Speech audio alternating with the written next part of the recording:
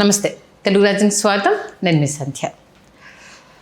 నార్మల్గా అంటే ఎక్కడైనా సరే జనరేషన్ పెరుగుతున్నప్పుడు తమ బిజినెస్ కావచ్చు, సినీ, రాజకీయ ఎక్కడైనా సరే తమ వారసులు రావాలి అని కోరుకోవడం సర్వసాధారణం. అందులోనూ సినీ రాజకీయానికి సంబంధించి తమ వారసత్వాన్ని ఎలా తెర మీద తీసుకొస్తారు, వారు ఎలా సక్సెస్ అవుతారు అనేది ప్రతి ఒక్కరి దృష్టి వాళ్ళపైన పడుతుంది. సినిమాలో ఆ ప్రయోగాలు సక్సెస్ అవ్వడము, మెగా వారసులు కావచ్చు, అల్లు వారసులు కావచ్చు, ఇలా చెప్పుకుంటూ పోతే చాలామంది తెర మీద ఉన్నారు. వాళ్ళ జనరేషన్ క్లోజ్ అయ్యే టైంకి కరెక్ట్ టైంలో వీళ్ళ ఎంట్రీ ఇప్పుడు వాళ్ళు వెళ్తున్న సందర్భాలు మనం చూస్తున్నాం.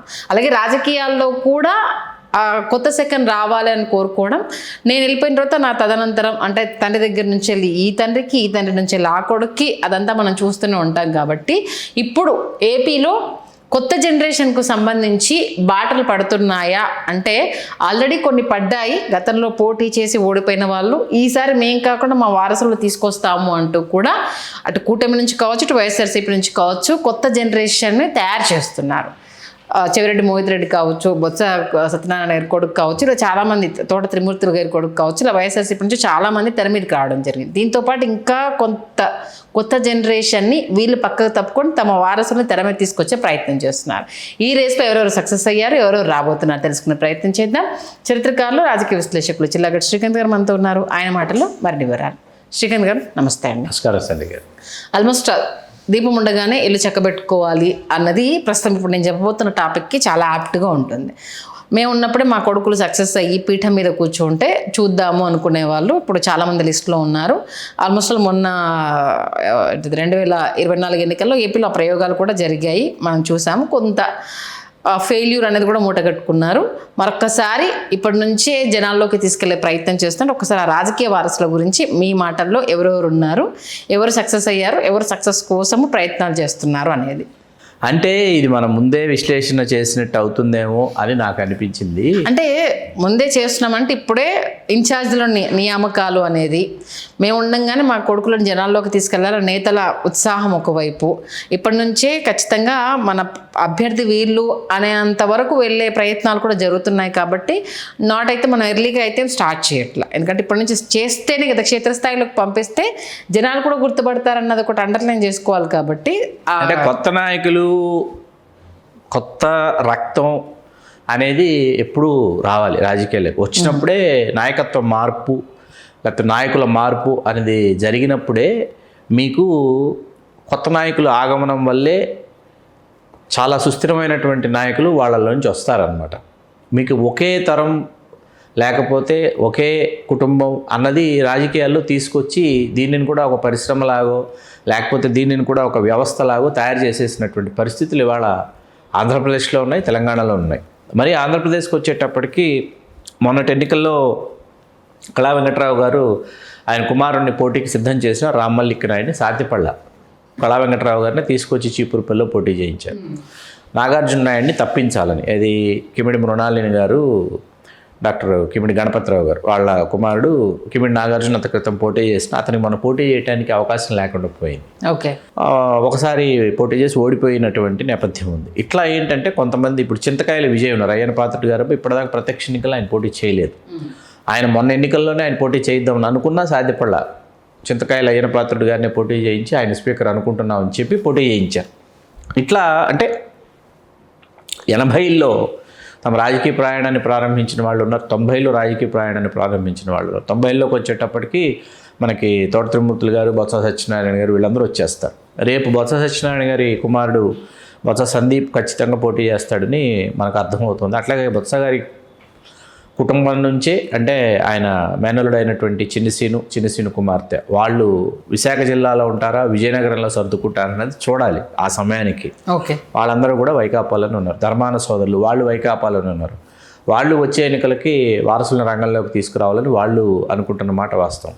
అంటా శ్రీనివాసరావు గారు కుమారుడు రవితేజని ఇప్పటికే భీమిలి నియోజకవర్గంలో ఆయన పర్యటించడం జరుగుతోంది. తోట త్రిమూర్తులు గారి కుమారుడు తోట పృథ్వీరాజ్ కూడా వచ్చే ఎన్నికల్లో పోటీ చేస్తారు. మండపేట, రామచంద్రపురం 2 నియోజకవర్గాల్లో, ఒకటి మండపేట త్రిమూర్తులు గారు కొనసాగుతున్నారు, రామచంద్రపురం పోటీ చేసేటటువంటి అవకాశం పృథ్వీకి రావచ్చు అని కూడా అనుకుంటున్నారు. చూడాలి ఏం జరుగుతుందో. జక్కంపూడి కుటుంబానికి వచ్చేటప్పటికి రాజాతో పాటు గణేష్ కూడా పోటీ చేస్తారని చెప్తున్నారు, ఆయన సోదరుడు. ఇది వైకాపాకు సంబంధించినటువంటి ఈ ప్రాంతానికి సంబంధించినటువంటి సమీకరణలు. అట్లాగే పేర్ని కిట్టు, పేర్ని నాని గారి కుమారుడు. ఇప్పుడు కొత్తగా అంబటి రాంబాబు గారి కుమార్తె ఏదైతే మొత్తం ఈ ఎపిసోడ్లో అంబటి మౌనిక తెర మీదకి రావడం జరిగింది. మొదటి పద్మనాభం గారి కుమారుడు, అతను వైకాపాలో, అతను పత్తిపాడు ఇన్ఛార్జిగా అతను కొనసాగుతున్నాడు. అతని జనసేనలో, ఆవిడ జనసేనలో ఉన్నారు, బాలపూడి క్రాంతి గారు జనసేనలో ఉన్నారు. ఇట్లా వారసులు వచ్చే 2029 ఎన్నికలంతా వారసత్వ రాజకీయాలతో వారసులతో నిండిపోతుంది మనకు. ఇటు రాయలసీమకి వచ్చేటప్పటికి మోహిత్ రెడ్డి, భాస్కర్ రెడ్డి గారి కుమారుడు చెవిరెడ్డి, కరుణాకర్ రెడ్డి గారి కుమారుడు అభినయ్ రెడ్డి, వాళ్ళిద్దరు మనం పోటీ చేశారు, ఓడిపోయారు.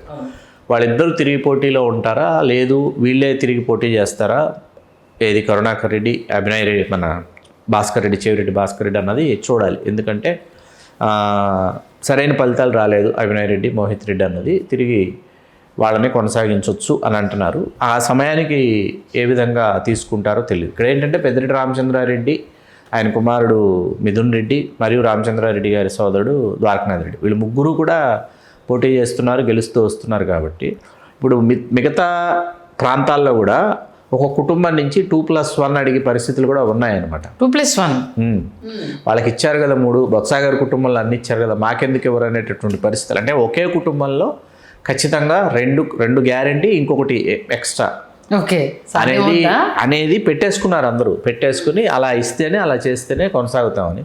తెలుగుదేశంలో ఏంటంటే మీకు చంద్రబాబు నాయుడు గారి టీము, లోకేష్ గారి టీము స్పష్టంగా ఒక విభజన రేఖ అయితే ఏర్పడిపోయింది. చంద్రబాబు నాయుడు గారి టీం అంతా సుప్రీం సీనియర్స్, లోకేష్ గారి టీం అంతా యంగ్ టర్క్స్ అనేది బాగా స్పష్టమైన విభజన రేఖ వచ్చేసింది.